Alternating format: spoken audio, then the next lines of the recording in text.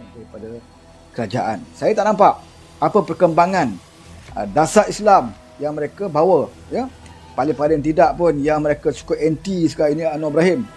Bagi PAS ni no Anwar, no DAP. Dia sama macam UMNO jugalah, ya.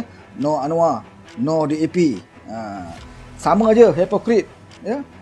Sampai sekarang mereka tidak boleh nak tunjukkan mengapa Anwar itu mereka anggap sebagai memusuhi Melayu, memusuhi Islam, ya. Bahkan Anwar berjaya buktikan bahawa sewaktu dia berada di dalam kerajaan satu ketika dahulu, dialah yang melaksanakan banyak agenda Islam. Walaupun ketika itu Anwar berada di dalam UMNO, ya. Dialah yang menerapkan, ada dasar penerapan nilai-nilai Islam itu di dalam UMNO berlaku ketika Anwar berada di dalam UMNO, ya. Masyarakat Madani yang dia perkenalkan, ya, dengan agenda Islam seperti perbankan Islam, macam-macam, di mana kementerian saja yang Datuk Seri Anwar berkhidmat sewaktu dalam UMNO, semuanya dia terapkan sedaya upaya dia, ya, tentang akhlak dan juga syiar Islam itu dikembangkan daripada pemakaian kita. Waktu dia jadi Menteri Pendidikan, ubah dasar dalam kementerian. Tetapi dalam semua disiplin universiti harus dihidupkan dan dikembangkan dengan satu minat yang lebih meluas dan menyeluruh tentang dunia sastra dan budaya.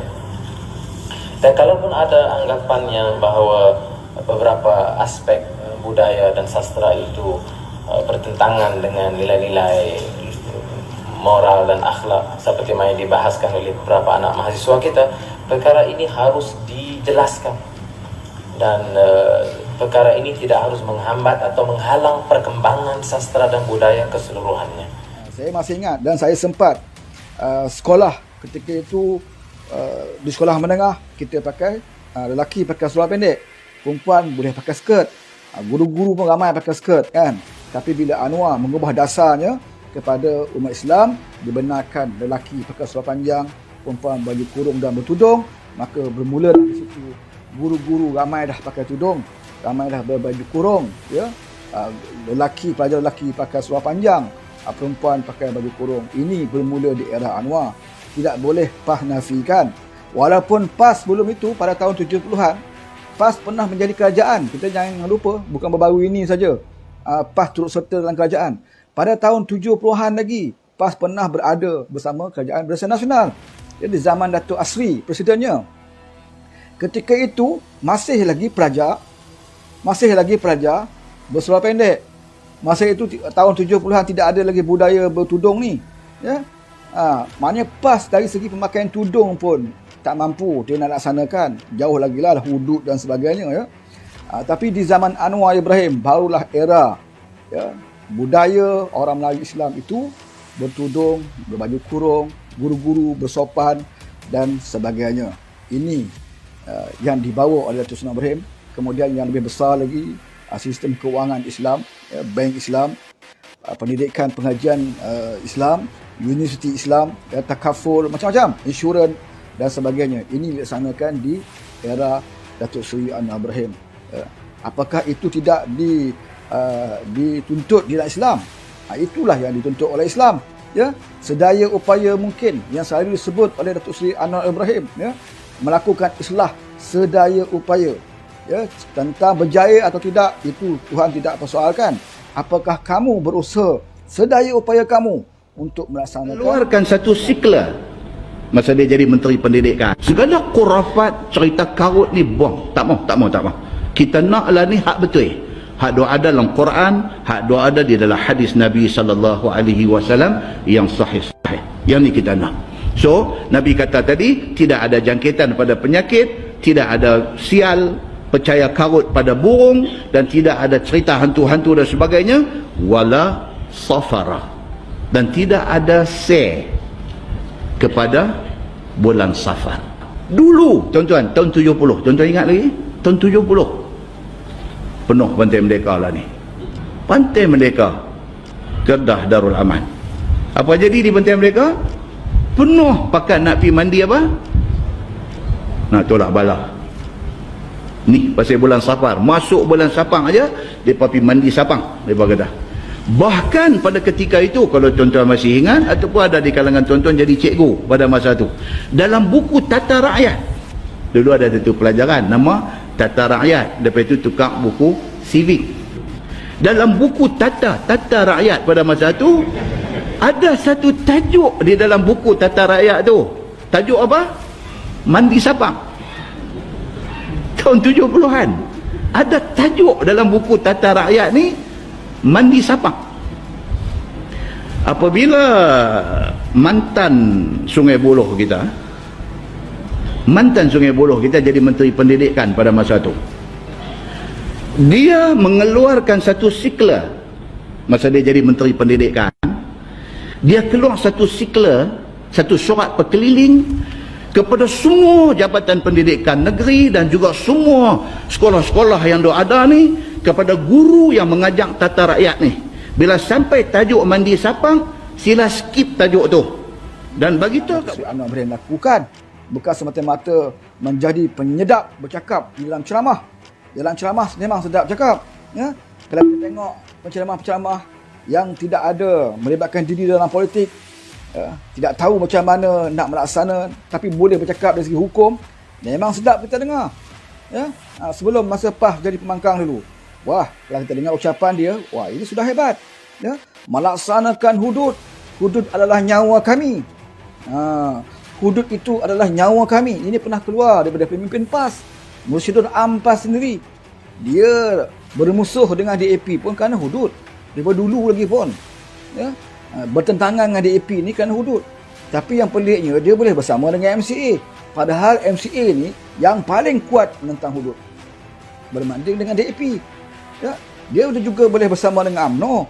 Walhal dia tahu UMNO juga adalah penentang kepada hukum hudud. Daripada dulu lagi. Bahkan UMNO pernah menyaman enactment hudud di Kelantan. DAP tak pernah saman pun hudud di Kelantan. Ya, masa di era Tok Guru Nik Aziz memperkenalkan, ya, dalam DUN Kelantan, enactment hudud ini, yang menyaman hudud adalah daripada UMNO, bukan DAP. DAP hanya sekadar tidak bersetuju. Ya, itu pun atas dasar undang-undang. Ya, DAP tidak bersetuju dengan hudud bukan kerana menentang Islam. Dia tidak bersetuju atas dasar undang-undang. Kapar Singh itu adalah seorang pengamal undang-undang yang hebat. Dia kata kalau hudud dilaksanakan bermakna bertentangan dengan perlembagaan. Dan memang betul. Ya, hudud tidak akan boleh dilaksanakan selagi perlembagaan itu tidak dipinda. Nak pindah perlembagaan, mesti ada 23 majoriti dalam parlimen. Dan kamu jadi kerajaan. Tapi kalau PAS tak jadi kerajaan, dan PAS bukan 2/3 berada dalam parlimen, mana mungkin kamu nak cerita dengan rakyat, kamu nak laksanakan hudud. Ya, kamu dapat perintah Kelantan yang hampir majoriti 100% Melayu pun, kamu masih lagi gagal laksana hudud. Bila kita petikai, dia kata apa? Kami baru perintah Kelantan. Kami tidak ada upaya nak laksanakan hudud. Kami kena jadi kerajaan, baru boleh kami laksanakan. Nah, Tuhan bagi peluang. Ya, melalui pengkhianatan, melalui tebuk atap, kamu sekarang menjadi sebahagian daripada kerajaan. Di zaman Muhyiddin Yassin, kamu gagal juga laksanakan banyak agenda Islam. Ya, dia bagi alasan kita jadi PAS menteri kabinet ada berapa orang saja pun, dan kita jadi menteri alam sekitar. Apa yang boleh kita lakukan, ya? Dan Tuhan uji lagi di bawah Ismail Sabri, bawah kerajaan 69 ini, ya? Kesinambungan daripada kerajaan gagal dahulu diserahkan kepada Pak Mael kita, ya? Dan Pak Mael bagi peluang PAS jadi menteri agama. Bukan menteri saja, timbalan menteri pun dia bagi kepada PAS, ya? Bila orang tanya tentang bukan hudud lah, hudud tu dah kira tinggi sangat, dah campak jauh ke mana dah, tak tahu dah oleh PAS ni. Tanya tentang RUU 355 pun, PAS kata apa? Tak usah cerita pasal RUU 355, takkan lari gunung dikejar. Maksudnya kena bersabarlah, ya, kena bersabar. Buat apa nak terburu-buru, takkan lari gunung dikejar. Ini jawapan dia. Padahal kita tahu satu ketika dahulu, bila dia bercakap dengan UMNO sedemikian rupa nak laksanakan Islam, bila UMNO kata, di zaman Anwar Ibrahim dulu pun, Datuk Seri Anwar Ibrahim selalu sebut bahawa kita tidak boleh melaksanakan Islam tergesa-gesa. Sebab itu di waktu zaman Datuk Seri Anwar Ibrahim menjadi Timbalan Perdana Menteri, Datuk Seri Anwar Ibrahim selalu jawab, hujah-hujah PAS ini. Dia kata kita laksanakan apa yang boleh kita laksanakan dahulu, yang mudah-mudah dahulu, iaitu dengan cara menerapkan nilai-nilai Islam, penerapan nilai Islam. Buat apa kita nak cerita tentang hudud ketika itu dalam keadaan pelajar pun masih lagi bertelanjang, yang ini tidak menutup aurat. Ya? Hukum yang wajib atas diri sendiri pun masih gagal diterapkan di dalam sistem pendidikan. Ya? Bagaimana kamu nak cerita tentang perundangan yang tinggi-tinggi? Sebab itu Anwar membuat perkara yang boleh dia buat, yang basic dulu, ya, yang dituntut oleh Islam. Apa dia? Pelajar lelaki, ya, yang selepas balik wajib menutup aurat, masuk juga yang wanita. Sebab itu dia terapkan di dalam sistem pendidikan, ya, supaya pelajar lelaki Melayu Islam dan juga perempuan pakai baju kurung, perempuan lelaki pakai seluar panjang, tidak lagi seluar pendek. Jadi guru-guru pun akan ikut, ya, guru-guru yang beragama Islam perempuan tidak lagi pakai skirt dan sebagainya, guru pakai baju kurung, pakai tudung. Ini benda yang mudah untuk dilaksanakan dan Anwar lakukan. Nampak macam mudah, tapi itu adalah kewajipan yang Islam sendiri minta.